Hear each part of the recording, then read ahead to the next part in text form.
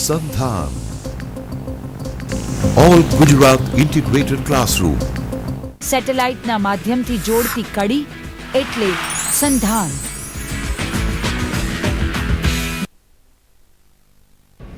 હું મિતા રાજપુરા યુકે વાછાણી મહિલા arts and home science કોલેજમાં એસોસિએટ પ્રોફેસર તરીકે અત્યારે કાર્યરત છું. હોમ સાયન્સ વિભાગમાં હું છેલ્લા 22 વર્ષથી પ્રાધ્યાપિકા તરીકે મારી ફરજ બજાવી રહી છું. આજે દર્શક મિત્રો આપણે women entrepreneurship through self help group એ વિષય ઉપર સમજીશું. હવે વુમેન એન્ટરપ્રિન્યોરશિપ એટલે સ્ત્રી ઉદ્યોગ સાહસિકતા. સ્ત્રી ઉદ્યોગ સાહસિકતાનો ખૂબ વ્યાપક અર્થ અને સમજૂતી બધી જ જગ્યાએ આપણને જોવા પણ મળે છે, આપણે જાણી પણ છે. પરંતુ વર્તમાન સમયમાં જે ઉદ્યોગ સાહસિકો તૈયાર થઈ રહ્યા છે એ ઉદ્યોગ સાહસિકોને તૈયાર કરવા માટેનું પર્યાપ્ત વાતાવરણ પૂરું પાડવામાં આવી રહ્યું છે. ઉદ્યોગ સાહસિકો એ પોતે પોતાના રોજગારને મેળવવા માટે થઈને સ્વપ્રયત્નથી પોતાના સ્વબળે કાર્યરત થતા હોય છે. ઉદ્યોગ સાહસિકો પોતાની સાહસિકતાના બળથી ઉદ્યોગ સાહસિકતાની સ્થાપના કરે છે અને પોતાના એકમને નિર્ધારિત હેતુને પાર પાડવા માટે એક ક્રિયાત્મક પ્રવૃત્તિનું સ્વરૂપ આપે છે અને એ પ્રવૃત્તિનું સ્વરૂપ ધીમે ધીમે આગળ વધતા નફો મેળવવા સુધી પહોંચી જાય છે અને એ નફો મેળવ્યા પછી પણ એક માર્કેટિંગની અંદર સ્થાન મેળવવા માટે ઉદ્યોગ સાહસિકો છે એ પ્રયત્ન કરતા હોય છે. પ્રવર્તમાન સમયમાં અનેક સ્ત્રી ઉદ્યોગ સાહસિકો કાર્યરત છે. કોઈ પણ ક્ષેત્ર એવું નથી કે જ્યાં સ્ત્રી ઉદ્યોગ સાહસિકો દ્વારા કોઈ પણ એકમની સ્થાપના ન કરવામાં આવી હોય. આપણી સરકાર દ્વારા પણ, રાજ્ય સરકાર અને કેન્દ્ર સરકાર દ્વારા પણ અનેક રોજગાર માટેની યોજનાઓ, કાર્યક્રમો ખુલ્લા મૂકવામાં આવ્યા છે અને એ કાર્યક્રમો માટે આર્થિક સહાય પણ આપવામાં આવી રહી છે.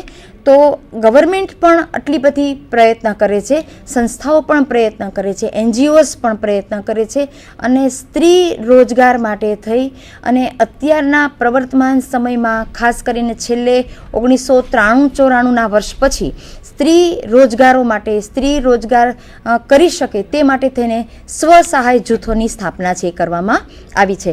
તો સ્ત્રી ઉદ્યોગ સાહસિકતાને સમજવા માટે આપણે સ્ત્રી ઉદ્યોગ સાહસિકતા સાથે સંકળાયેલ અનેક બાબતોની મિત્રો ચર્ચા વિચારણા કરીશું અને જેના અંદર ઉદ્યોગ સાહસિકતા શું છે, ઉદ્યોગ સાહસિકતાનો અર્થ શું થાય, ઉદ્યોગ સાહસિક કોને કહેવામાં આવે છે, ઉદ્યોગ સાહસિકની વ્યાખ્યા, ઉદ્યોગ સાહસિકની અંદર પણ સ્ત્રી ઉદ્યોગ સાહસિકતા તરીકે કેવી રીતે કાર્યરત થાય છે, સ્ત્રી ઉદ્યોગ સાહસિકતા માટે NGOs દ્વારા, સ્વૈચ્છિક સંસ્થાઓ દ્વારા, સંગઠનો દ્વારા ખાસ સ્વાશ્રય જૂથની સ્થાપના કરવામાં આવી રહી છે અને તેના માટે સરકાર ખૂબ પ્રયત્ન કરે છે કે સ્ત્રીઓના સ્વાશ્રય જૂથ સ્થાપી અને સ્ત્રીઓનું રોજગાર માટે તો તૈયાર કરવી પણ સાથે સાથે સ્ત્રી સશક્તિકરણ કરવું. તો આજે સ્ત્રી ઉદ્યોગ સાહસિકતા દ્વારા સ્વાશ્રય જૂથથી સાહસિકતાને કેમ વધારી શકાય, ઉદ્યોગોની સ્થાપના કેવી રીતે કરી શકાય અને આવા જે સ્વાશ્રય જૂથો છે તે કેવી રીતે કાર્ય કરે છે, તેના વિકાસ માટેના તબક્કા કયા પ્રકારના છે, તેની કાર્યપદ્ધતિ કયા પ્રકારની છે, તેમના ધ્યેયો, તેમના ઉદ્દેશો અને એ જે જૂથો છે એ જૂથોને મજબૂત કરવા માટે થઈને કયા પ્રયત્ન કરવા જોઈએ તે માટેની મિત્રો આજે આપણે ચર્ચા કરીશું. તો સૌ પ્રથમ હવે આપણે સ્ત્રી ઉદ્યોગ સાહસિકતાનો અર્થ સમજીશું. તો સ્ત્રી ઉદ્યોગ સાહસિકતાનો જે શબ્દ છે એ શબ્દ જ એ સૂચવે છે કે એક નવી નફાકારક ધંધાની સ્થાપના કરવી અને તેનો વિકાસ કરવાની પ્રક્રિયા એ છે ઉદ્યોગ સાહસિકતા. અને જે નવી વસ્તુ અથવા તો સેવાઓ પૂરી પાડવાની પ્રક્રિયા છે તે ઉદ્યોગ સાહસિકતા નવીનીકરણ અને સર્જનાત્મક ઉપર સૌથી વધારે ભાર મૂકે છે. આવી નવીનતામાં નવી વસ્તુઓ પણ હોઈ શકે, સેવાઓ પણ આપવામાં આવે, નવું ઉત્પાદન પણ કરવામાં આવે, નવી પદ્ધતિઓ પણ શોધવામાં આવે અને એ પદ્ધતિઓનો ઉપયોગ કરી અને નવા બજાર પુરવઠાના નવા પ્રાપ્તિ સ્થાનો ઊભા કરવામાં આવે, ઉદ્યોગોનું નવું સંગઠન સ્થાપવામાં આવે અને એ સંગઠનને એક આખી ઉદ્યોગ સાહસિકતાનું નામ આપવામાં આવે. તેને ઉદ્યોગ સાહસિકતા કહેવામાં આવે છે.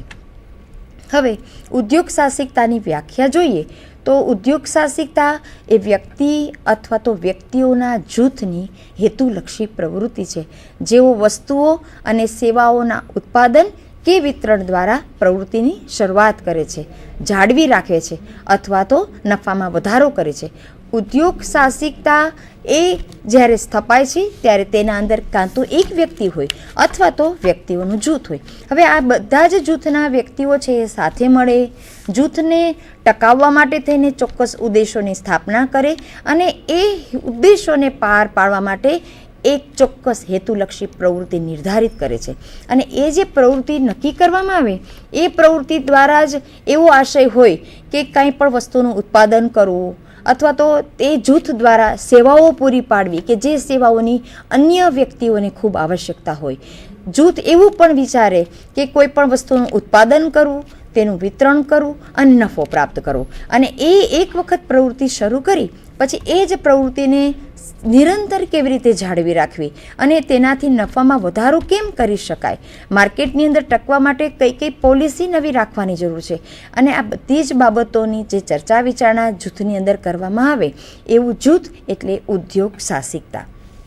હવે ઉદ્યોગ સાહસિકતાનો ખ્યાલ મિત્રો અહીંયા રજૂ કરવામાં આવેલો છે અને આ ઉદ્યોગ સાહસિકતાના ખ્યાલ માટેનું એક ફિગર અહીંયા રજૂ કરેલું છે, જે ફિગરની અંદર ઉપરની બાજુએ ઉદ્યોગ સાહસિકતા અને ઔદ્યોગિક એકમ દર્શાવેલા છે અને તેની નીચે ઉદ્યોગ સાહસિક એ કોણ છે તો કે એક વ્યક્તિ છે. ઉદ્યોગ સાહસિકતા એ શું છે તો કે એક ક્રિયાત્મક પ્રક્રિયા છે અને ઔદ્યોગિક એકમ શું છે તો કે એક ચોક્કસ હેતુને વરે એક એવું સંગઠન છે, એક એકમ છે.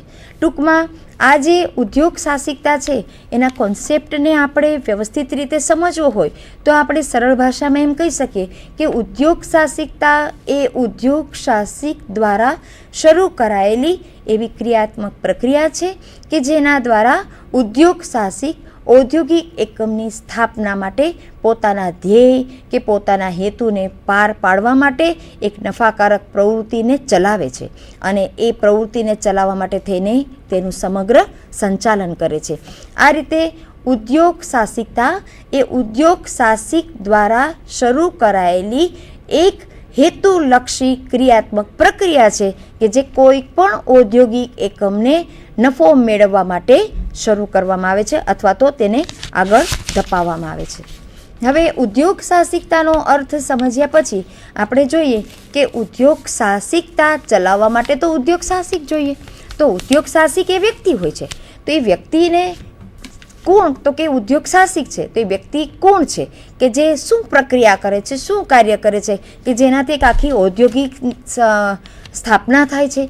તો એવો વ્યક્તિ કે જેના અંદર ભરપૂર કૌશલ્ય છે, પોતાની વિષય ક્ષેત્રની આવડત છે, તેના અંદર એણે જે ક્ષેત્રમાં કામ કરવું છે અથવા તો કામ કરે છે અથવા તો કામ કરવાનું વિચારી રહ્યા છે એ ક્ષેત્રનું પૂરતું જ્ઞાન અને સૂઝ હોવું જરૂરી છે કે જેનાથી જો જ્ઞાન હશે તો એ પોતે આર્થિક લાભ મેળવી શકશે અને આર્થિક લાભ મેળવવાના હેતુથી જ એવી બિન પુનરાવર્તિત પ્રક્રિયા કરે છે અને એ પ્રક્રિયા કરવાની પહેલ કરે છે.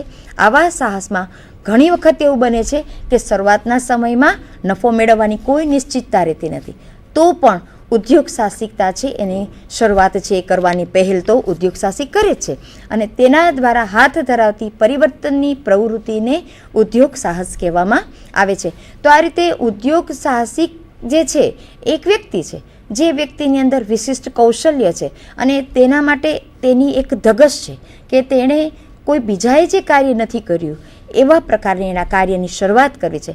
માત્ર કાર્યની શરૂઆત નથી કરવી પણ એ કાર્યને એક ક્રિયાત્મક પ્રવૃત્તિનું સ્વરૂપ આપવું છે.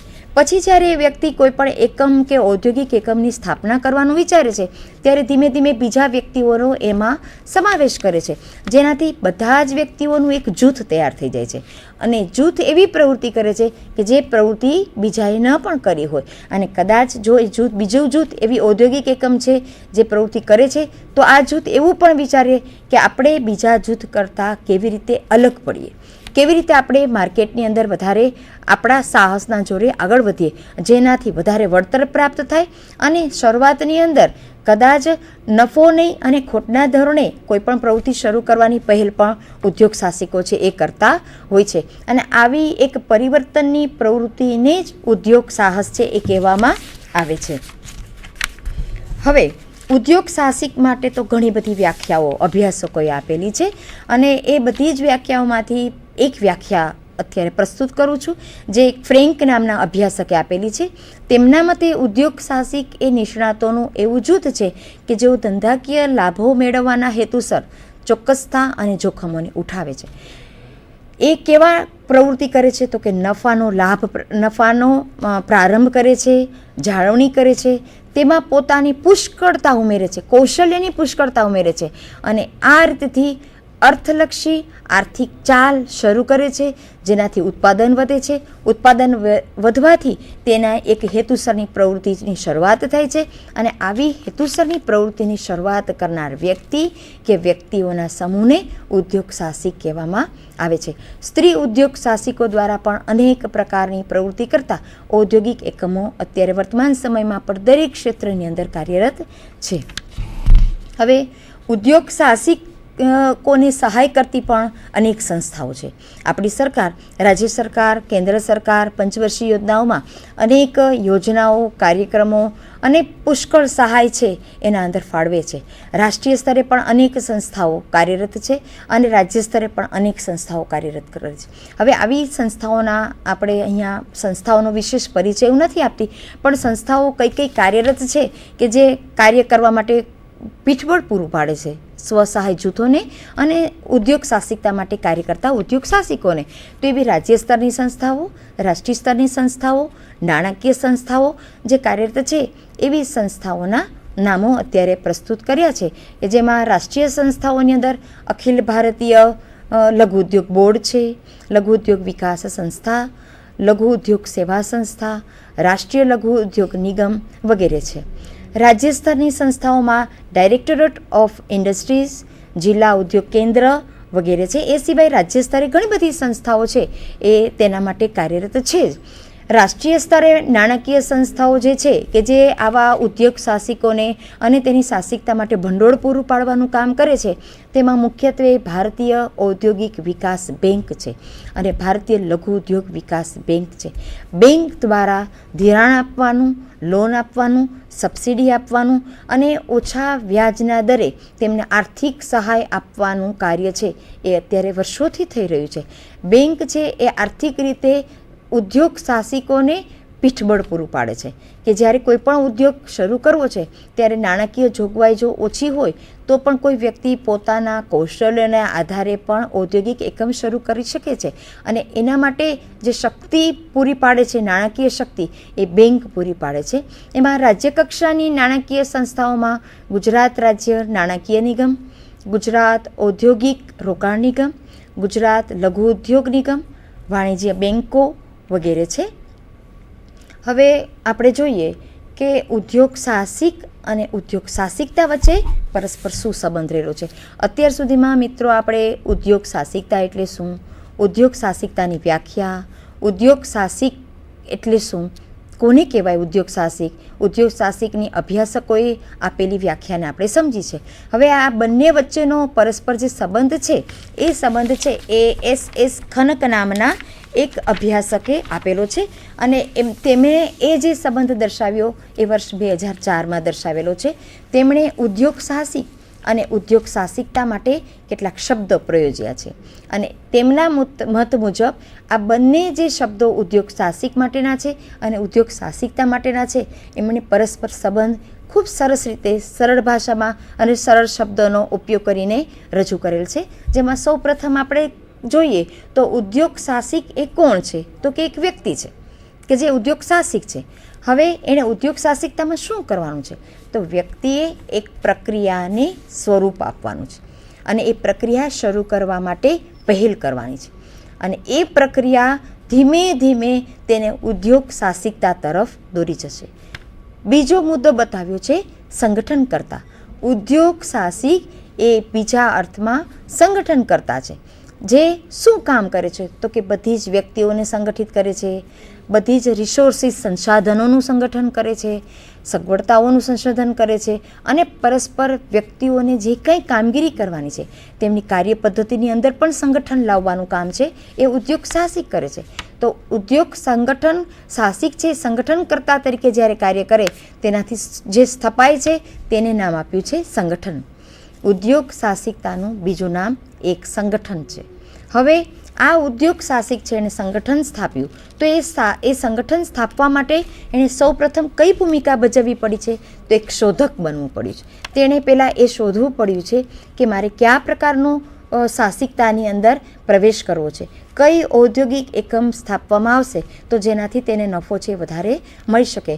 તો એ એક શોધક તરીકેની પહેલાં ભૂમિકા ભજવે છે અને એ શોધકની ભૂમિકા ભજવતા એને હાથમાં લાગે છે એક ચોક્કસ શોધ કે જે એક રોજગાર માટેની છે, તેના આર્થિક ઉપાર્જન માટેની છે, તેને નફો અપાવનારની છે અને એ રીતે તેનું એક જીવન સ્તર છે એ ઊંચું આવશે અને ધીમે ધીમે એ પોતે પોતાની માર્કેટમાં ઓળખ કરી શકે છે. આ રીતે શોધક બનીને તેણે એક રોજગાર ઔદ્યોગિક એકમની શોધ કરવાની હોય છે. ત્યાર પછી ઉદ્યોગ સાહસિક કોણ છે તો એક કર્તા છે અને એ કર્તા બનીને એને શું કરવાનું છે તો કે ક્રિયા કરવાની છે. તેણે જે ક્રિયા કરવાની છે એ ક્રિયાન્વિત પ્રક્રિયા છે કે જેને એને એક્શનમાં મૂકવાની છે. માત્ર વિચારો કે માત્ર આયોજન કરવાથી કે માત્ર વ્યવસ્થાપનનું આયોજન કરવાથી કે હેતુઓ સ્થાપિત કરવાથી કે ધ્યેયોની સ્થાપના કરવાથી કોઈ પણ ઉદ્યોગ સાહસિકતા છે એને સ્થાપી શકાતી નથી જ્યાં સુધી કર્તા દ્વારા કોઈ પણ એક્શન ન લેવામાં આવે. એટલે કર્તા જ્યારે કોઈ પણ કાર્ય કરે છે ત્યારે ક્રિયા બને છે અને ક્રિયા બને છે ત્યારે જ ઉદ્યોગ સાહસિકતા એક સ્થાપિત થાય છે. હવે એ કર્તા તરીકે એણે જ્યારે કોઈ કાર્ય કર્યું, ક્રિયા કર્યું ત્યારે ઉદ્યોગ સાહસિકે એક એનું દર્શન બનાવવું પડે છે અને દર્શન બનાવતા પહેલાં તેણે પોતે ખુદ એક દર્શક બનવું પડે કે તેણે બજારની અંદર બજારની માંગ શું છે, વ્યાપાર ઉદ્યોગ કયા કયા પ્રકારના છે, માર્કેટની અંદર વધારે કયા વ્યાપારને મહત્ત્વ આપવામાં આવી રહ્યું છે, બજાર વધારે ભવિષ્યની અંદર કઈ તરફ જઈ શકે એમ છે કે જેનાથી પોતે જે ઔદ્યોગિક એકમની સ્થાપના કરશે તો એને ચોક્કસ નફો મળશે કે કેમ. તો એણે પહેલાં એક દર્શક બનવું પડે, બજારની ઓળખ, બજારની માહિતી મેળવવી પડે છે અને આ રીતે બધા જ ઔદ્યોગિક એકમ જે છે એનો એક રિવ્યૂ લેવો પડે છે અને એ મેળવ્યા પછી ઓવરવ્યૂ મેળવ્યા પછી એની પાસે એક આખી એક નજર ઊભી થાય છે, એક દૃષ્ટિ આવી જાય છે એની અને એ રીતે એ દર્શક પહેલાં બને છે અને પછી દર્શન બનીને એને કાર્યવાનું હોય છે. ત્યાર પછી આ ઔદ્યોગિક સંગઠન ચલાવવા માટે તેણે એક નેતા બનવું પડે છે કારણ કે સંગઠનની અંદર એવું પણ હોય છે કે તે એક વ્યક્તિ હોય અથવા તો અનેક વ્યક્તિઓનો સમૂહ છે. તો જ્યારે આવું જૂથ ઉદ્યોગ સાહસિકતા માટે કાર્ય કરે છે તો એ સાહસિકતાની અંદર બધી જ વ્યક્તિઓ પોતાની શક્તિઓનો એક સાથે એક સરખો ઉપયોગ કરે તો જે સંગઠન છે એને સફળતા મળી શકે. તો એના માટે જરૂર પડે છે ચોક્કસ નેતાના માર્ગદર્શનની. જો નેતા મજબૂત બનીને કાર્ય કરે, તેનું વિઝન સ્પષ્ટ હોય, હકારાત્મક દૃષ્ટિકોણ હોય તો એનાથી એ જે નેતાગીરીનો રોલ ભજવે છે એ નેતાગીરી છે એની સફળ બને છે. એટલે અહીંયા એમ કહી શકાય કે ઉદ્યોગ સાહસિકે જે રોલ પ્લે કરવાનો છે, જે ભૂમિકા ભજવવાની છે એ એક સૌથી પહેલાં વ્યક્તિ તરીકે, ત્યાર પછી સંગઠનકર્તા તરીકે, ત્યાર પછી શોધક તરીકે, ત્યાર પછી સાહસિક તરીકે, કર્તા તરીકે, દર્શક તરીકે અને છેલ્લે તેણે ભૂમિકા ભજવવાની છે નેતા તરીકે. અને જ્યારે નેતા તરીકે પોતાની ભૂમિકા ભજવવાનું શરૂ કરશે ત્યારે એને કહી શકાય કે નેતાગીરી. અને હંમેશા દરેક ઉદ્યોગ સાહસિકતાની અંદર લીડરશિપની ખૂબ જ આવશ્યકતા હોય છે. તો જ ઔદ્યોગિક એકમ છે એ વધારે મજબૂત બની શકે અને વધારે સારી રીતે કાર્ય કરી શકે. હવે આપણો જે મુખ્ય વિષય છે એ છે સ્ત્રી ઉદ્યોગ સાહસિકો. કે સ્ત્રી ઉદ્યોગ સાહસિકો શું પ્રવૃત્તિઓ કરે છે અને તેમના દ્વારા જે પ્રવૃત્તિઓ થાય છે તેના માટેનું આખું વ્યવસ્થાપન કયા પ્રકારનું છે. પ્રવર્તમાન સમયની અંદર જે સ્ત્રી ઉદ્યોગ સાહસિકો કાર્ય કરે છે તેના માટે એક પ્લેટફોર્મ કહી શકાય કે એવું પૂરું પાડવા માટેના NGOsના, ગવર્મેન્ટના અને સંગઠનોના ખૂબ પ્રયત્નો છે કે સ્ત્રી ઉદ્યોગ સાહસિકોને તેમની ઉદ્યોગ સાહસિકતાની અંદર સ્થાપના માટે પ્રેરિત કરવા. તો સ્ત્રી ઉદ્યોગ સાહસિકનો સૌપ્રથમ આપણે અર્થ સમજીએ તો એનો અર્થ એ રીતે આપણે રજૂ કરી શકીએ કે સમજી શકીએ કે સ્ત્રી કે સ્ત્રીઓનું એવું જૂથ જે ઉત્પાદન કરે છે, સંગઠન કરે અને ઔદ્યોગિક એકમ ચલાવે છે તેવું એક સંગઠન ઓર્ગેનાઇઝેશન એને કહેવામાં આવે છે સ્ત્રી ઉદ્યોગ સાહસિક. સ્ત્રી એક હોય એ પણ કોઈ પણ એકમની સ્થાપના કરી શકે છે. સ્ત્રીઓનું જૂથ હોય તો પણ એ કોઈ પણ એકમની સ્થાપના કરી શકતી હોય છે. તો આ રીતે સ્ત્રી ઉદ્યોગ સાહસિકો દ્વારા જૂથ દ્વારા ચોક્કસ પ્રવૃત્તિઓને નિર્ધારિત કરી અને એ પ્રવૃત્તિઓને પરિપૂર્ણ કરવાની દિશામાં જે એકમની સ્થાપના કરવામાં આવે તેને સ્ત્રી ઉદ્યોગ સાહસિકો કહેવામાં આવે છે. હવે સ્ત્રી ઉદ્યોગ સાહસિકો જે છે એ સ્થાપના કરવા માટે થઈને એને વધારે મજબૂત બનાવવા માટે થઈને તેની શક્તિઓને વધારે સામેલ કરી અને ચોક્કસ દિશા સુધી પહોંચાડવા માટે અત્યારે જે NGOs દ્વારા પ્રયત્ન કરવામાં આવી રહ્યા છે, ગ્રામ વિકાસ એજન્સી દ્વારા પ્રયત્ન કરવામાં આવી રહ્યા છે અને જિલ્લા ગ્રામ વિકાસ એજન્સી દ્વારા પણ આના અંદર ખૂબ પ્રયત્ન કરવામાં આવ્યા છે અને ગવર્મેન્ટ પણ આજે એના માટે ખૂબ કાર્યશીલ છે કે સ્ત્રીઓના સ્વસહાય જૂથો સ્થાપિત કરવા અને સ્વસહાય જૂથો સ્થાપિત કરી અને તેમને સશક્તિકરણ પૂરું પાડવું અને સશક્તિકરણના આધારે જ તેમને ચોક્કસ એકમ સુધી લઈ જવા. તો હવે આપણે સૌથી પહેલાં મિત્રો સમજીશું કે સ્વસહાય જૂથ એટલે શું. તો સ્વસહાય જૂથ એટલે કે એવું જૂથ કે જેના અંદર પછાત હોય, ગરીબ વર્ગના હોય, નબળા વર્ગના હોય અને સરખી વિચારધારા ધરાવતા હોય અને એકબીજાના સહકારથી જેઓ કાર્ય કરી શકે એમ છે અને નિશ્ચિત ઉદ્દેશોને પાર કરી શકે એમ છે તેવા એકઠા થયેલા લોકોનો એક સમૂહ એટલે સ્વાશ્રય જૂથ.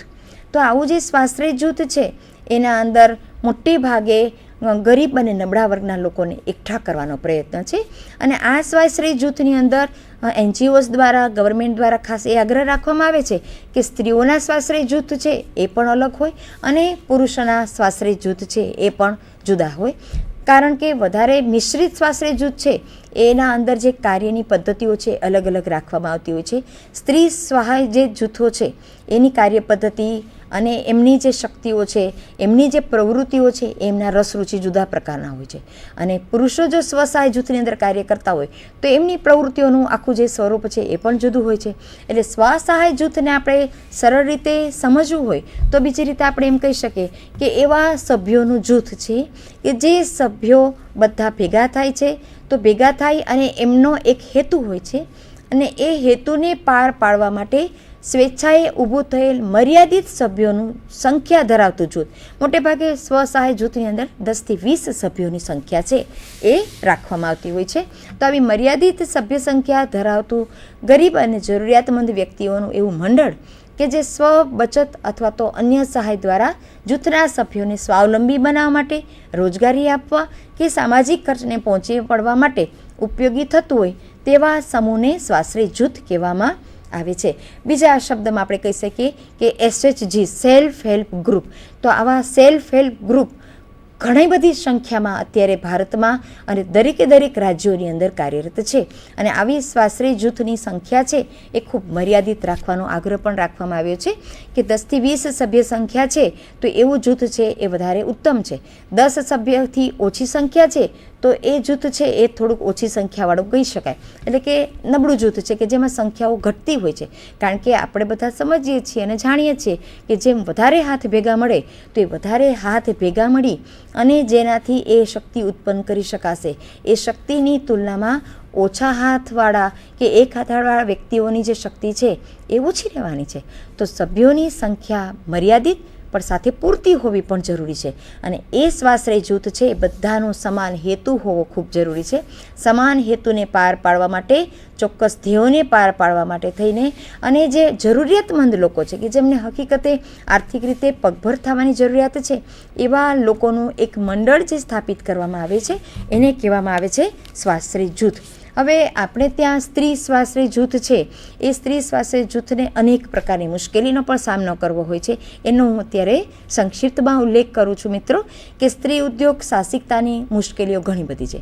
તો એ મુશ્કેલીની અંદર આપણે જોઈએ તો સૌથી પહેલું એમ કહી શકીએ કે આપણે ત્યાં પુરુષ પ્રધાન સમાજ છે. સ્ત્રીઓને તેની સાથે સાથે બેવડી જવાબદારી છે એ નિભાવવાની હોય છે. એ સ્ત્રી ઘરકામ પણ કરે છે, કુટુંબના સભ્યોની એને જવાબદારી લેવાની, કુટુંબનું ભરણપોષણ કરવાની પણ વધારાની જવાબદારી છે એ પણ હવે સ્ત્રીઓ લેતી થઈ ગઈ છે. કારણ કે અત્યારના સમયે કુટુંબના સભ્યો જો સાથે ખભે ખભો મિલાવીને કાર્ય કરે તો કુટુંબનું જીવન સ્તર છે એને વધારે આગળ લાવી શકાય છે, ઊંચું લાવી શકાય છે. તો આ બેવડી જવાબદારી અને પુરુષ પ્રધાન સમાજની અંદર પણ સ્ત્રી જ્યારે સમય કાઢી અને કાર્ય કરે છે ત્યારે એ આગળ વધે છે. પણ આપણા સમાજની અંદર સ્ત્રી જે ઘરકામ કરે છે એ ઘરકામના તેના કાર્યોનું આર્થિક મૂલ્ય આંકવામાં આવતું નથી. ઘરની અંદર સવારથી ઉઠે ત્યારથી ખૂબ કાર્ય કરે છે, સતત પ્રવૃત્તિમય હોય છે. તો એ કરતા કાર્યો જે છે સ્ત્રી દ્વારા થતા કાર્યો છે તેનું આર્થિક મૂલ્ય કોઈ આંકવામાં આવતું નથી. ત્યારે સમાજની અંદર એમ જોવામાં આવે છે કે એ તો સ્ત્રીની ફરજમાં આવે છે. તો સ્ત્રી એ ઘર પ્રત્યેની, કુટુંબ પ્રત્યેની તો ફરજ નિભાવે છે, સાથે સાથે એણે આર્થિક ઉપાર્જનનું બેવડી જવાબદારી ઉપાડી છે. તો એ બેવડી જવાબદારીની અંદર પણ એને ડગલે ને પગલે સમસ્યાઓનો સામનો કરવો પડતો હોય છે. એમાંથી એક બાબત એ પણ છે કે જ્યારે એ સ્ત્રી કોઈ ઉદ્યોગ સાહસિકતાની અંદર જોડાય છે કે શરૂ કરે છે ત્યારે એ સાહસિકતાના અંદર સ્ત્રી જો પોતે ઉદ્યોગ સાહસિક પોતે શિક્ષિત હોય તો એને ઓછી મુશ્કેલીઓનો સામનો કરવો પડે. એની પાસે જો અપૂરતું શિક્ષણ હોય, ઓછું શિક્ષણ હોય, અનુભવ ન હોય, ઓછી માહિતી હોય તો એ સ્ત્રીને વારંવાર મુશ્કેલીનો સામનો કરવો પડે છે. આપણા દેશની અંદર સ્ત્રી સાક્ષરતાનો દર છે એ 54.16% છે અને નિરક્ષરતાનું પ્રમાણ સ્ત્રીઓમાં 45% જેટલું છે. તેથી સ્ત્રીઓમાં ટેકનોલોજીની જાણકારી ઘણી વખત નથી હોતી, માર્કેટિંગની કુનેક નથી હોતી, માર્કેટિંગની દિશાથી પણ ઘણીવાર વાકેફ નથી હોતી. તેનાથી પણ તેની જે ઔદ્યોગિક એકમ છે એની આગળ ધપાવવામાં એને વારંવાર મુશ્કેલી પડે છે.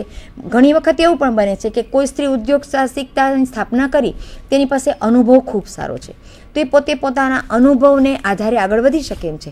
છતાં પણ જો એને અત્યારના સમયનું ટેકનોલોજીનું જ્ઞાન ન હોય તો એને ઘણી બધી મુશ્કેલીઓનો સામનો કરવો પડે છે અને બીજા ઉપર આધારિત રહેવું પડતું હોય છે.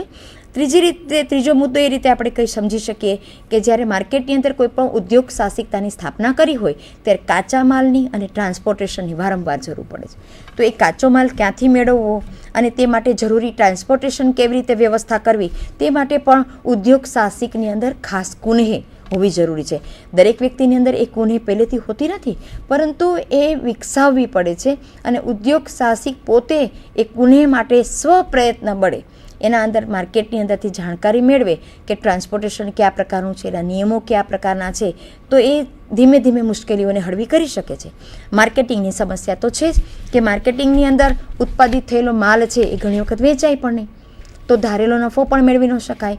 જે હિસાબ કિતાબ નિશ્ચિત સમયમાં પૂર્ણ કરવાના હોય તો એ પણ પૂર્ણ થઈ શકતા હોતા નથી. એટલે માર્કેટિંગની સમસ્યાની અંદર મોટે ભાગે એવું બનતું હોય છે કે સ્ત્રી ઉદ્યોગ સાહસિકોએ પોતાના એકમની જાહેરાતો ખૂબ કરવી પડે અને એ જો જાહેરાત વારંવાર કરે તો એનાથી માર્કેટમાં લોકો એનાથી અવેર થાય કે ઉદ્યોગ સાહસિક દ્વારા કેવી ઉદ્યોગ સાહસિકતાની સ્થાપના કરવામાં આવી છે, તેનાથી કેવા પ્રકારનું ઉત્પાદન કરવામાં આવી રહ્યું છે, કેવા પ્રકારની પ્રવૃત્તિ કરવામાં આવી રહી છે અને જો તેની જાણકારી લોકો સુધી પહોંચે તો જ તેનો ફાયદો છે તેના એકમને થતો હોય છે. પણ જ્યારે જાહેરાત કરવામાં કોઈ પણ સ્ત્રી ઉદ્યોગ સાહસિક છે એ નબળી પુરવાર થાય તો પણ તેનાથી ઉદ્યોગ સાહસિકના એકમને નુકસાન થતું હોય છે.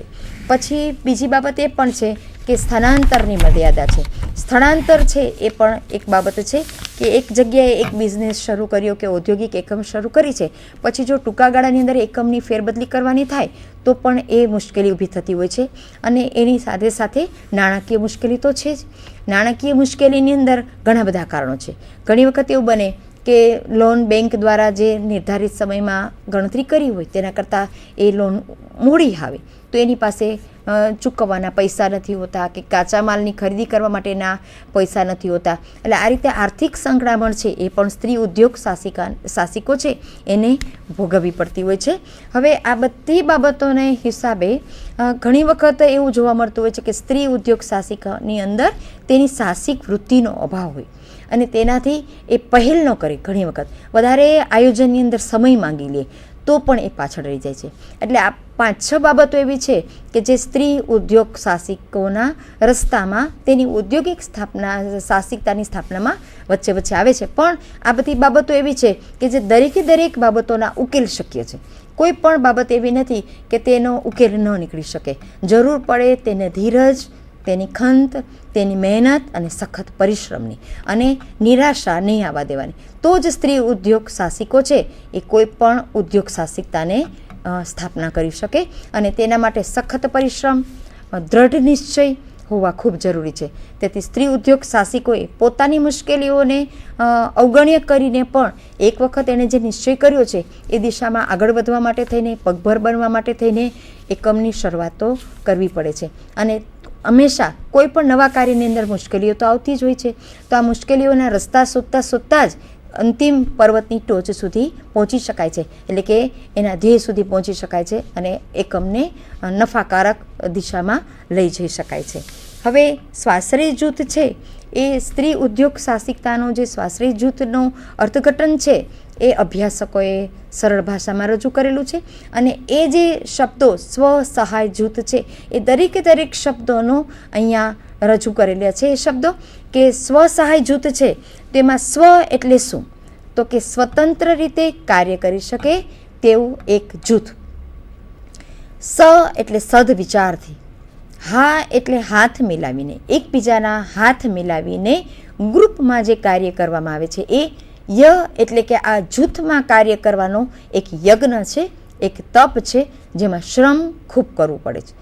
જૂ એટલે કે જૂથ, જૂથમાં રહીને કામ કરવાનું. અને થ એટલે થનગનાટથી જીવનાર, એટલે કે અભ્યાસકોએ આ સ્વસહાય જૂથના અક્ષરોનું અર્થઘટન ખૂબ સરસ ભાષામાં સમજી શકાય એવી બાબતોને આવરી લઈને, એક એક શબ્દોને વણી લઈને સરસ રીતે રજૂ કર્યું છે કે સ્વસહાય જૂથ એટલે એવું જૂથ કે જે સ્વતંત્ર રીતે પોતાના સદવિચારોથી, પોતાના વિચારોથી એકબીજાની સાથે મળી અને કાર્ય કરે છે.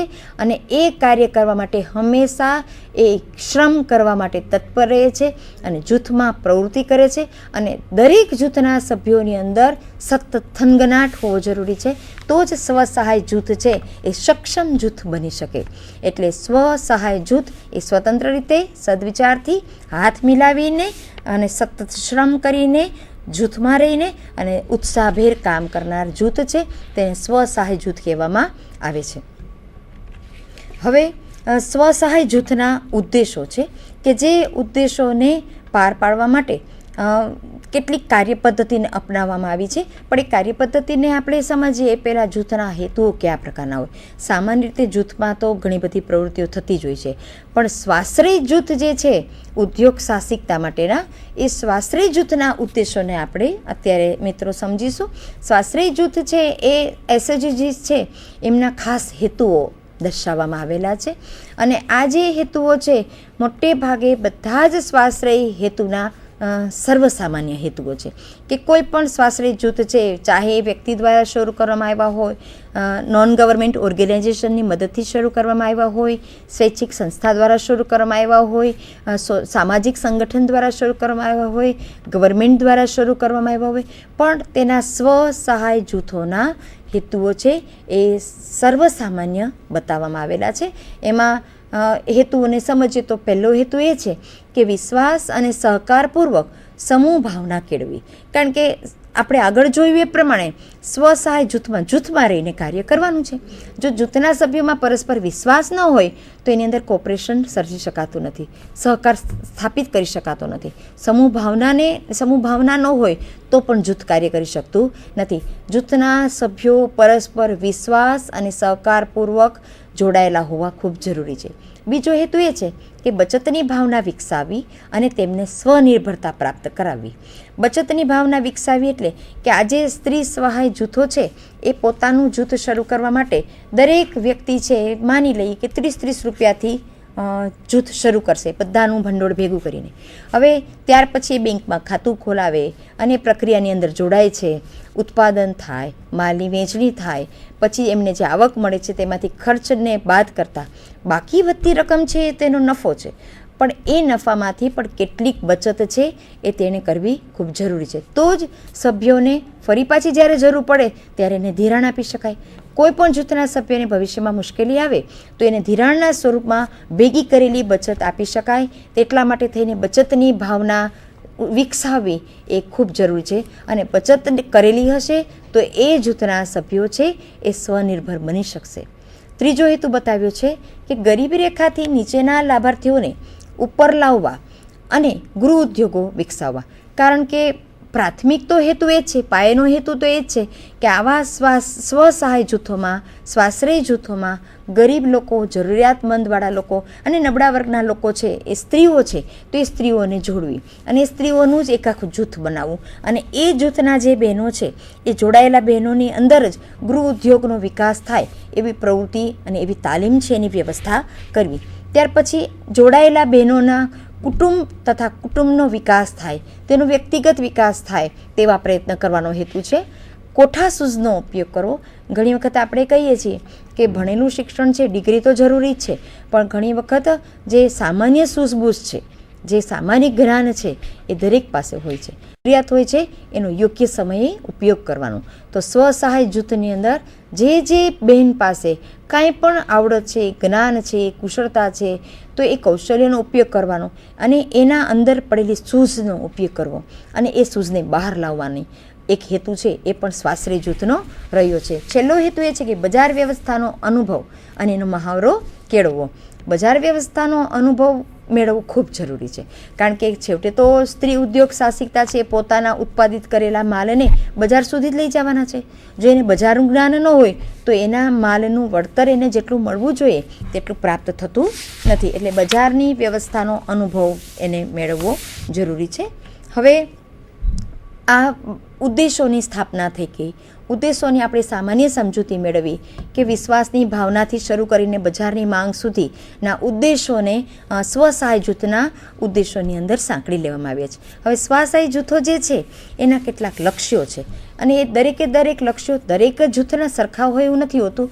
દાખલા તરીકે આપણે લક્ષ્યોના ઉદાહરણ સમજીએ તો કેટલાક સ્વાશ્રય જૂથો છે એનું લક્ષ્ય છે કે કુદરતી આપત્તિની અંદર સંકળાયેલા લોકોને મદદરૂપ થવું, સેવાઓ આપવી, સામાજિક સેવાઓ પૂરી પાડવી, મહિલાઓના સશક્તિકરણ માટે સ્વાશ્રય જૂથોની સ્થાપના કરવી, સ્વાશ્રય જૂથની અંદર જે જોડાયેલા લોકો છે એને તાલીમ આપવી, સંસ્થાકીય વ્યવસ્થાપન કરવું, એટલે કે જે જૂથ છે તેના દ્વારા જે તાલીમનું વ્યવસ્થાપન કરવામાં આવે, આર્થિક માળખું ઊભું કરવું, જોડાણ આપવું, શીખવું, ખાતરી કરવી અને સ્વમૂલ્યાંકન કરવું. કારણ કે કોઈપણ જૂથના બહેનો છે એ દરેક કાર્ય શીખીને નથી આવ્યા હોતા, તેને તાલીમ આપવામાં આવે છે. તાલીમ આપ્યા પછી તેને નવું કાર્ય શીખવવામાં આવે છે અને એ શીખવ્યા પછી પણ તેની ખાતરી કરવામાં આવે છે અને એને સ્વકાર્ય કરવા માટે પહેલાં પ્રેરિત કરવામાં આવે છે. એ સ્વકાર્ય કર્યા પછી એ ખાતરી કરવામાં આવે છે કે જે કાર્ય કરવાનું છે એ ચોક્કસ પદ્ધતિપૂર્વક થઈ શક્યું છે કે નહીં અને પછી જ તેનું મૂલ્યાંકન કરવામાં આવે છે. હવે સ્વસહાય જૂથોના લક્ષ્યોની અંદર એક બાબત એ પણ છે કે દ્રષ્ટિ વિકાસ અને કાર્યનું ચોક્કસ આયોજન. જો દ્રષ્ટિ છે એ ઊંચી ન હોય, બરાબર, તો એ કાર્ય છે એને ચોક્કસ સ્વરૂપ આપી શકાતું નથી.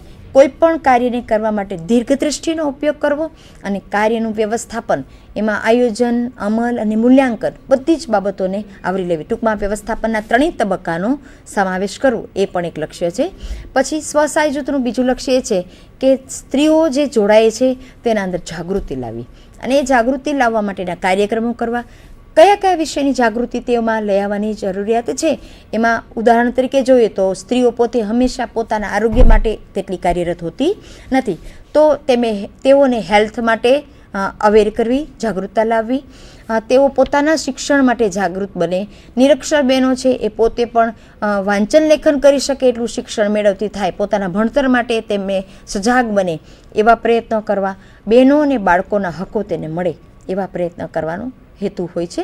એટલે આ તો ઉદાહરણ આપેલા છે અહીંયા કે હેલ્થ છે, એજ્યુકેશન છે અને તેમના પોતાના રાઇટ્સ મેળવવા માટે હંમેશા એના અંદર જાગૃતતા હોવી જોઈએ. એ સિવાય સ્વસહાય જૂથો છે એનું મુખ્ય લક્ષ્ય તો એ છે કે જોડાયેલા બહેનોને ચોક્કસ પ્રવૃત્તિ કરાવી અને એ પ્રવૃત્તિ કરાવતા પહેલાં તાલીમ આપવી. તાલીમ આપ્યા પછી એ સંસ્થા જે રજિસ્ટર્ડ થયેલી છે, એક નામ આપવામાં આવેલું છે સ્વસહાય જૂથને, અને એ નામ આપવા માટે બેંકની અંદર ખાતું ખોલાવ્યું હોય અને નામકરણ થયા પછી જ એમને સંસ્થાકીય વ્યવસ્થાપન શરૂ કરવાની વાત આવે. સંસ્થાકીય વ્યવસ્થાપનથી જ એક આખું આર્થિક માળખું આવે છે, કારણ કે બેંક સહાય કરે છે અને બેંક સાથે એ સ્વસહાય જૂથને નામ મળે એટલે એ બંનેનું થયું જોડાણ. જોડાણ થયા પછી એ સ્વસહાય જૂથ છે એ શીખવાની પ્રક્રિયામાં આગળ વધે છે, કારણ કે એ તો હકીકત છે કે કોઈ પણ સ્વસહાય જૂથો છે એ કાર્ય કરતા હોય છે ત્યારે એ કાર્ય જ્યારે પહેલી વાર કરે છે ત્યારે એ સૌથી પહેલાં તો કાર્ય કરનાર છે ને એને પોતે પહેલાં કાર્ય શીખવું પડે અને કાર્ય કરવાની એને ખાતરી કરે, એને પોતે જે શીખ્યું છે એ બરાબર છે કે નહીં એની ખાતરી કરે, પોતે પોતાનું જ મૂલ્યાંકન કરવાનું છે કે મેં જે શીખ્યું છે એ બરાબર છે કે નહીં, મારે જે મેળવવું છે એ મારી કાર્ય પદ્ધતિથી મને મળશે કે નહીં, એવી દૃષ્ટિનો વિકાસ અને એવું આયોજન છે એ કરવું ખૂબ જરૂરી છે. હવે દરેક બાબતોની જાણકારી પણ સ્વસહાય જૂથના લક્ષ્યોની અંદર આપવામાં આવે છે અને છેલ્લો લક્ષ્ય એ છે કે કુદરતી સંપત્તિ વ્યવસ્થાપન. કુદરતી આફતો ગમે ત્યારે આવતી હોય છે અને આવા સ્વાશ્રય જૂથો દ્વારા જે લોકો કુદરતી સંપત્તિ જે છે એ કુદરતી સંપત્તિના વ્યવસ્થાપનની અંદર છે તો એ સંપત્તિ વ્યવસ્થાપન કેવી રીતે કરવું એની જાણકારી આપે. કુદરતી સંપત્તિ વ્યવસ્થાપનની અંદર જે સ્વાશ્રય જૂથ છે એમ માનતું હોય કે અમે કુદરતી રીતે આફતમાં સપડાયેલા લોકોને મદદ કરવા માંગીએ તો તેના માટે પણ તેને પોતાની કુદરતી સંપત્તિ સંસાધનોનો ઉપયોગ તો કરવો જ પડે. આ કુદરતી સંસાધનો એટલે કયા કયા?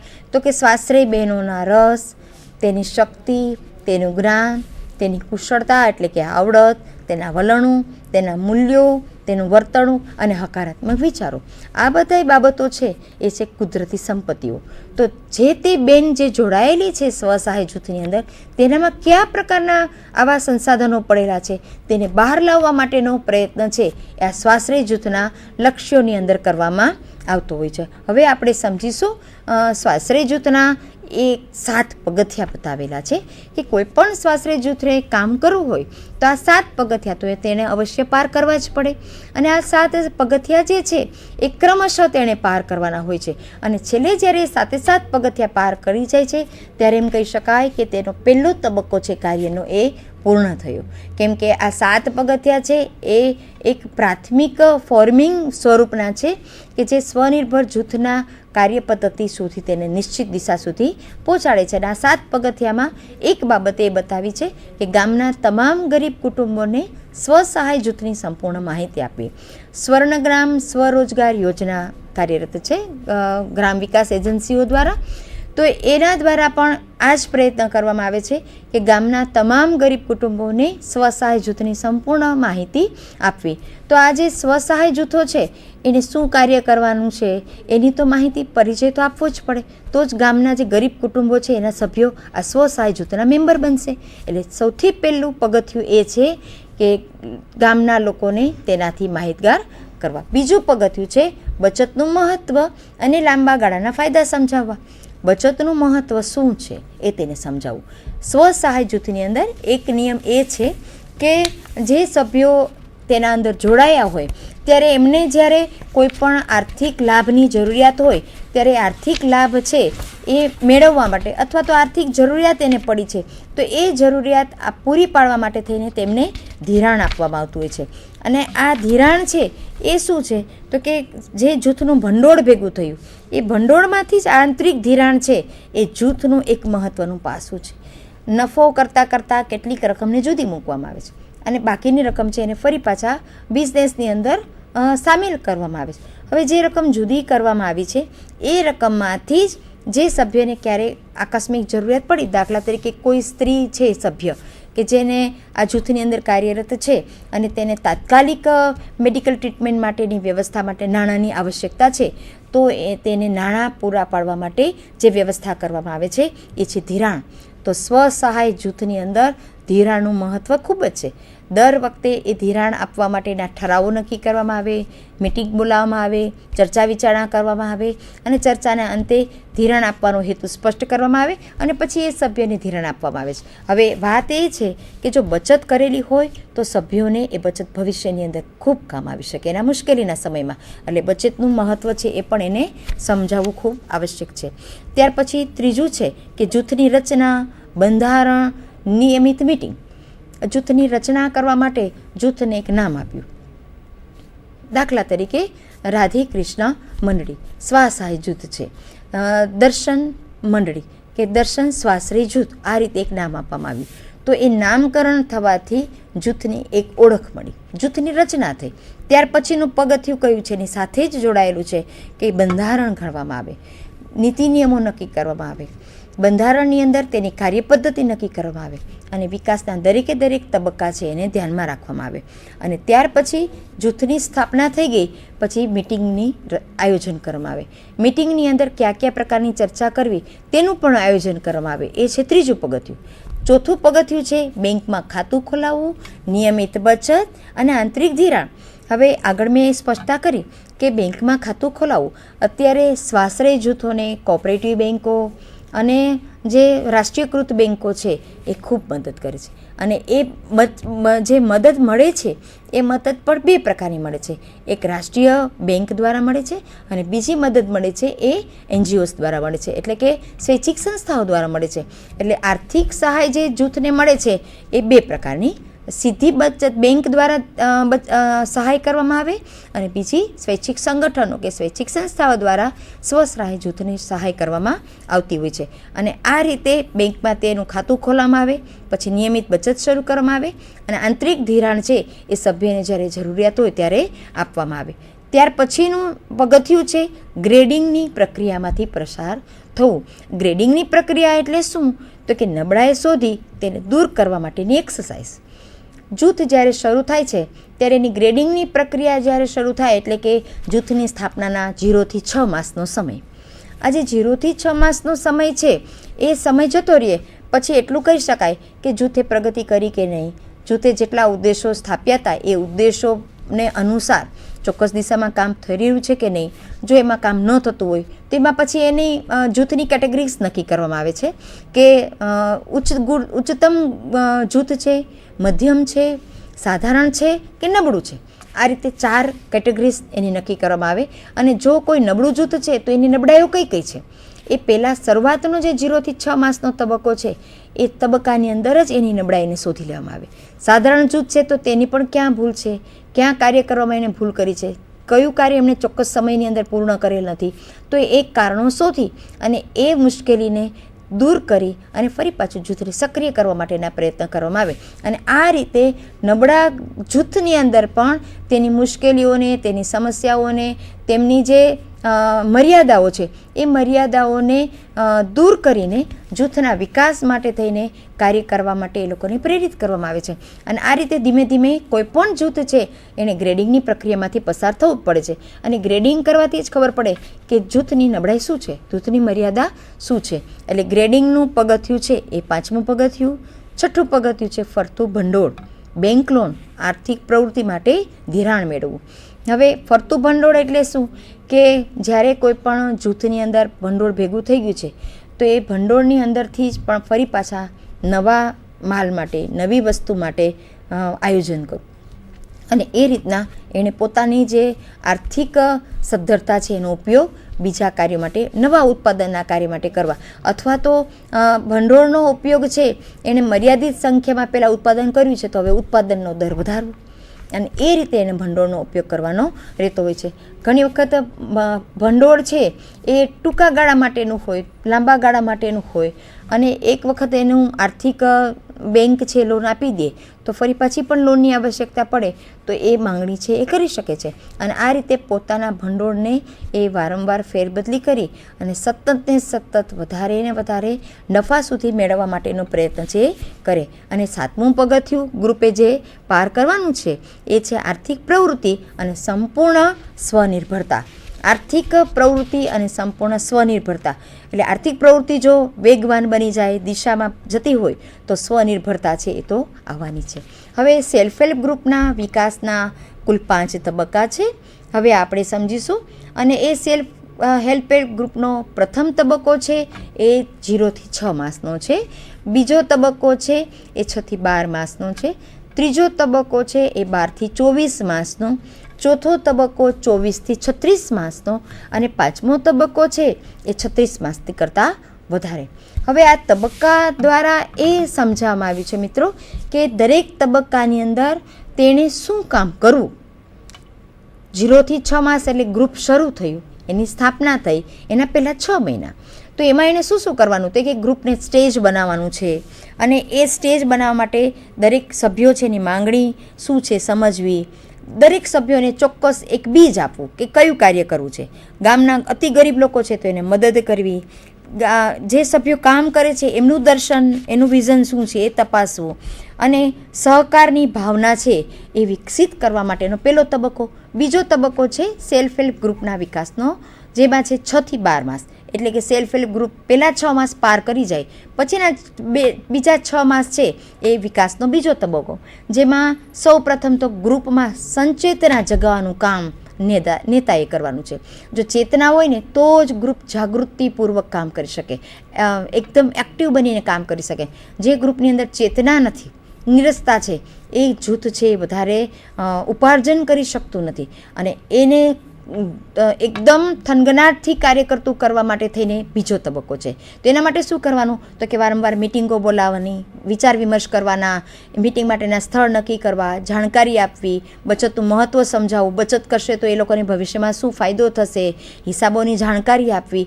આ બધી બાબતોની કામગીરી છે એ એમણે બીજા તબક્કામાં કરવાની હોય છે. સેલ્ફ હેલ્પ ગ્રુપના વિકાસનો ત્રીજો તબક્કો એટલે 12 થી 24 માસનો તબક્કો, જેમાં જૂથનું સ્થાયીકરણ થયું. હવે કારણ કે જૂથ 1 વર્ષ પસાર કરી ગયું છે, 1 વર્ષમાં એણે પોતાની સ્થાયીકરણની શક્તિ છે એ વિકસાવી લીધેલ છે. તેમાં એણે આંતરિક ધિરાણ, આવક વધારવાની ગતિવિધિ, આત્મવિશ્વાસ, બેંક જોડાણ અને એ બધી કામગીરી છે એને વધારે સમજવાની હોય છે. ચોથા તબક્કાની અંદર ગ્રુપ ઘણું બધું પરિપક્વ બની જાય છે, અને પોતાની પ્રવૃત્તિથી જ ગ્રુપની આવક છે એની અંદર વધારો કરતો હોય છે. પાંચમો તબક્કો છે એ 36 માસથી વધારે છે, જ્યારે એક ગ્રુપ છે એટલું પગભર થઈ ગયું હોય છે ને એટલું પરિપક્વ થઈ જાય છે કે બીજા ગ્રુપને પ્રેરણા આપે છે અને એક મોડેલ બની જાય છે. બીજું ગ્રુપ જે નવું શરૂ થઈ રહ્યું હોય એના માટે આ પહેલું ગ્રુપ છે ને એક મોડેલ બને છે, અને બીજું ગ્રુપ છે એ પહેલા ગ્રુપ પાસેથી એ બાબતોને શીખતું હોય છે. હવે આપણે સ્વનિર્ભર જૂથનું બંધારણ અને એની કાર્યપદ્ધતિ છે એને સંક્ષિપ્તમાં સમજીએ, કારણ કે એમાં ઘણી બધી એવી બાબતો છે કે જેને ધ્યાનમાં લેવી ખૂબ આવશ્યક છે, અને એ બધી જ બાબતો છે એ એની કાર્યપદ્ધતિ સાથે સંકળાયેલ છે.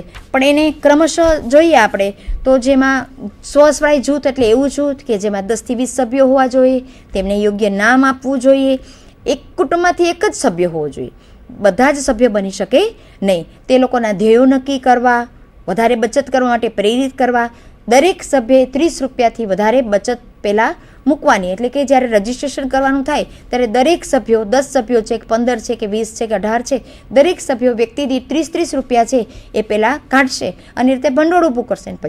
પછી બેંકમાં ખાતું છે એ ખોલાવવાનું, અને એ રીતે સર્વસંમતિથી નિર્ણય લઈ અને આગળ કાર્યવાહી છે એને દપાવવાની હોય. દરેક વખતે મિટિંગ બોલાવવાની, મિટિંગનું સ્થળ નક્કી કરવાનું. મિટિંગમાં પણ 90% સભ્યો છે એ હાજર હોવા જરૂરી છે. 80%થી ઓછા સભ્યો હોય તો કોરમ ન બની શકે, અને 70% કરતાં ઓછા સભ્યો હોય તો એ નબળી સભ્યોની હાજરી છે એ સૂચવતું હોય છે. બધી જ કામગીરી છે તે યોગ્ય નિયમ અનુસાર થવી જરૂરી છે. જુદી જુદી સભ્યોની સમિતિ બનાવી, એટલે કે કોણ માર્કેટિંગ સંભાળશે, કોણ ઉત્પાદન કરશે, કોણ કાચા માલની ખરીદી કરશે, કોણ ટ્રાન્સપોર્ટેશન કરશે, આ રીતે દરેક સમિતિ બનાવવી જરૂરી છે. ત્યાર પછી દરેક સમિતિએ પોતાનો રેકોર્ડ મેન્ટેન કરવાનો હોય છે, અને એ રેકોર્ડની નિભાવણી કરવાની હોય છે. આ રેકોર્ડની અંદર જોઈએ તો એને મિટિંગ નોંધ એટલે કે મિનિટ્સ બુક રાખવી પડે, ઠરાવ નોંધવા પડે, ઠરાવ રજિસ્ટર તૈયાર કરવું પડે, હાજરી પત્રક છે, લોન ધિરાણ ખાતા વહી છે, સામાન્ય ખાતા વહી છે, રોજમેળ બેંક પાસબુક અને વ્યક્તિગત પાસબુક, જમા પાવતી, આવક જાવક રજિસ્ટર બનાવવું પડે, સ્ટોર પત્રક, વાઉચર, બિલ બુક, ધિરાણ મેળવવાની અરજી અને વેચાણ રજિસ્ટર. એટલે મુખ્યત્વે સ્વસહાય જૂથે આવા 16 પ્રકારના રજિસ્ટર છે એ પ્રાથમિક રીતે તૈયાર કરવાના હોય છે, અને આ રેકોર્ડની પાછી જાળવણી પણ કરવાની હોય છે, અને એ જાળવણી છે એને યોગ્ય રીતે યોગ્ય પદ્ધતિથી કરવી ખૂબ જરૂરી છે. હવે સ્વસહાય જૂથનું બેંક સાથે સંયોજન ખૂબ જરૂરી છે, અને બેંક સાથે સંયોજન હોય તો દરેકે દરેક બેંક છે એ પણ ગ્રેડિંગની પ્રક્રિયા ઉપર દેખરેખ રાખતી હોય છે, અને એ બેંક છે એ સૌ પ્રથમ જ્યારે 6 થી 8 મહિના સ્વાશ્રય જૂથના થઈ ગયા હોય ત્યારે એને આંતરિક ધિરાણ કરે છે, અને એ ધિરાણ કરી અને એ રીતે સ્વાશ્રય જૂથની અંદર વિશ્વાસ જગાવવાનું કામ છે એ બેંક કરે છે, અને પછી આ રીતે જે ભંડોળ ઊભું થાય છે એના અંદર એને ધિરાણનો ઉપયોગ કેવી રીતે કરવો, તાલીમ માટે કરવો, માલની ખરીદી માટે કરવો, વેચાણ માટે કરવો, કેટલો નફો રાખવો, ચૂકવણી કેવી રીતે કરવી, એ બાબતોની જાણકારી છે એ બેંક દ્વારા પ્રાપ્ત થતી હોય છે. વ્યાજનો દર પણ ખૂબ ઓછો રાખવામાં આવતો હોય છે. વ્યાજનો દર 10.5% અને 12%. રિઝર્વ બેંકના પ્રવર્તમાન નિયમ મુજબ 12% સીધું ધિરાણ જે બેંક દ્વારા આપવામાં આવે છે એના દ્વારા સૂચવવામાં આવતી હોય છે. જૂથની બેઠકો છે એ વારંવાર નક્કી કરવી જોઈએ. ઓછામાં ઓછી અઠવાડિક, પખવાડિક, માસિક અથવા તો મહિને એક મિટિંગ તો અવશ્ય કરવી જોઈએ.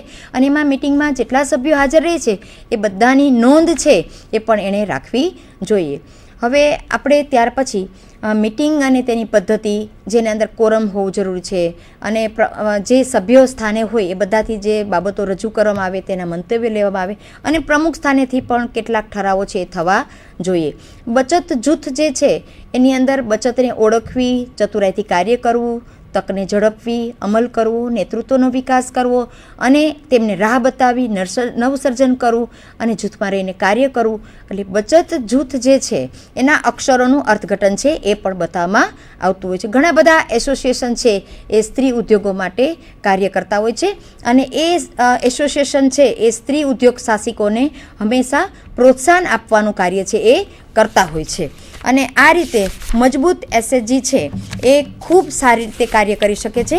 મજબૂત એસએચજી માટે પણ તેના પોતાના કેટલાક જૂથને ટકાવી રાખવા માટેના નિયમો હોય છે અને એ નિયમોને ધ્યાનમાં રાખી અને એ કાર્યો કરવાના હોય છે. મજબૂત એસએચજી બનાવવા માટે શું કરવું જોઈએ? તો કે મજબૂત એસએચજી ક્યારે બની શકે? એ સ્વાશ્રય જૂથનું આપણે એમ કહીએ કે એ એક સાર છે કે ગ્રુપની શક્તિ અને ક્ષમતા વધે, પારદર્શકતા, બાંધછોડ, સ્વશક્તિ, મૂલ્યાંકન પદ્ધતિ, જવાબદારી, જૂથ કાર્ય નિભાવવું, દરેક પ્રયત્નોમાં ભાગીદારી હોવી જોઈએ, તબક્કા પ્રમાણે તાલીમ હોવી જોઈએ, જાણકારી અને જાગૃતિમાં વધારો થવો જોઈએ અને ક્યારેય જૂથની અંદર વચ્ચે કોઈ સભ્યોને ન લાવવા જોઈએ. જૂથના સભ્યો જ સર્વોપરી સભ્યો છે અને એ લોકોની સર્વસંમતિથી નિર્ણયો છે એ લેવા જોઈએ. તો જ મજબૂત એસએચજી છે એ બની શકે. અને આ રીતે એસએચજીમાં તાલીમ વ્યવસ્થા, સંસ્થાનું સ્થાપના, આર્થિક માળખું, જોડાણ, શીખવાનો દ્રષ્ટિકોણ, જાગૃતિ અને વ્યવસ્થાપન, કુદરતી સંસાધનોનું કરીને મજબૂત એસએચજી છે એનું સ્થાપના કરી શકાય છે. નમસ્કાર મિત્રો.